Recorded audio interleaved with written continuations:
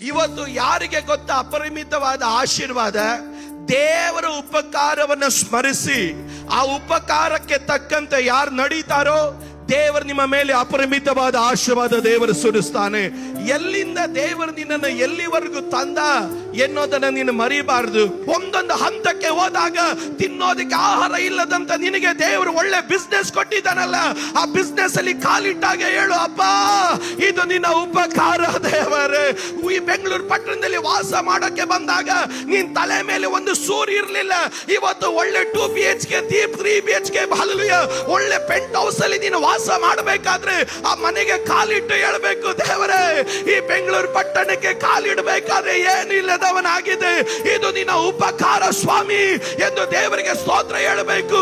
ಈ ಬೆಂಗಳೂರು ಪಟ್ಟಣಕ್ಕೆ ಬಂದಾಗ ನಿನ್ ಜೋಬಲ್ಲಿ ಬಸ್ ಚಾರ್ಜ್ಗೂ ದುಡ್ಡು ಇರಲಿಲ್ಲ, ಆದ್ರೆ ಇವತ್ತು 4 ವೀಲರ್ ಬರ್ತಾ ಇದೆಯಲ್ಲ, ಆ ಕಾರಲ್ಲಿ ಕಾಲಿಟ್ಟಾಗ ಹೇಳ್ಬೇಕು, ದೇವರೇ ಈ 4 ವೀಲರ್ ಓಡಾಡ್ತಾ ಇದ್ದೀನಿ ಅಂತ ಹೇಳಿದ್ರೆ ಅದು ನನ್ನ ಸ್ವಂತ ಸಾಮರ್ಥ್ಯ ಅಲ್ಲ, ಇದು ನಿನ್ನ ಉಪಕಾರ ಅಪ್ಪ.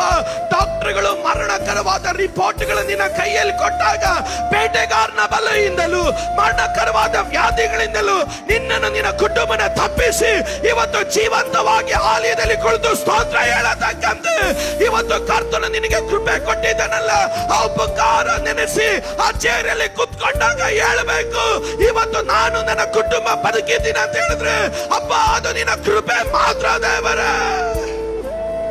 ಶತ್ರುವಾದವನು ನಮ್ಮ ಕುಟುಂಬಗಳನ್ನು ಒಡೆಯೋದಕ್ಕೆ ನಿಂತಾಗ ದೇವರೇ ನಮ್ಮ ಕುಟುಂಬಗಳನ್ನು ಕಟ್ಟಿಟ್ಟೆ ಇವತ್ತು ಕುಟುಂಬವಾಗಿ ಆಲಯಕ್ಕೆ ಬರೋದಕ್ಕೆ ಕೃಪೆ ಕೊಡ್ತಾ ಇದೆಯಲ್ಲ, ಇದು ನಿನ್ನ ಉಪಕಾರ ಸ್ವಾಮಿ.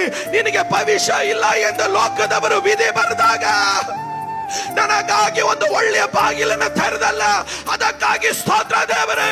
ಇವತ್ತು ನನಗಿರೋ ವರಮಾನ, ಇವತ್ತು ನನಗಿರೋ ಆದಾಯ ಅದು ನಿನ್ನ ಉಪಕಾರ ಮಾತ್ರ. ಯೇಸು ಸ್ವಾಮಿ ನಂಬ್ಕೊಂಡೋಗಿದ್ಯಾ, ನಿನ್ನ ಮಕ್ಕಳು ಬೀದಿಯಲ್ಲಿ ಭಿಕ್ಷೆ ಬೇಡ್ತಾರೆ ಅಂತ ನಿನ್ನ ವಿರುದ್ಧವಾಗಿ ಮಾತಾಡಿದಾಗ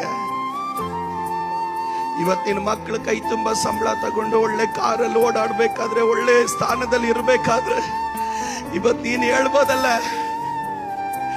ಆತ ನನ್ಗೆ ಉಪಕಾರ ಮಾಡದೆ ಹೋಗಿದ್ರೆ ಇವತ್ತು ನಾ ಬೀದಿಯಲ್ಲಿ ಬೀಳ್ಬೇಕಾಗಿತ್ತು. ಎಲ್ಲರೂ ಕೈ ಬಿಟ್ಟಾಗ, ಸಂಬಂಧಿಕರು ಕೈ ಬಿಟ್ಟಾಗ, ಲೋಕದವರು ಕೈ ಬಿಟ್ಟಾಗ, ವೈದ್ಯರು ಕೈ ಬಿಟ್ಟಾಗ ಅಪ್ಪ ನನ್ನನ್ನು ಕೈ ಬಿಡಲಿಲ್ಲ, ಅಪ್ಪ ನನ್ನನ್ನು ತೊರೆಯಲಿಲ್ಲ, ಅಪ್ಪ ನನ್ನನ್ನು ಮರೆಯಲಿಲ್ಲ, ಅಪ್ಪ ನನ್ನನ್ನು ಒಂದು ಕಾಲದಲ್ಲೂ ಆತನು ನನ್ನನ್ನು ಮರೆಯಲಿಲ್ಲ. ಅಪ್ಪ ನಿಮಗೆ ಸ್ತೋತ್ರ ಎಂದು ಈ ಜುಲೈ ತಿಂಗಳಿಂದ ಉಪಕಾರ ನೆನೆಸಿ ನಡೆಯಿರಿ. ಈ 2025 ಈ 7ನೇ ತಿಂಗಳಿಗೆ ನಾನು ಬಂದಿದ್ದೀನಿ ಅಂದ್ರೆ ಅದು ಉಪಕಾರ ಮಾತ್ರನೇ, ಅದು ದೇವರ ದಯ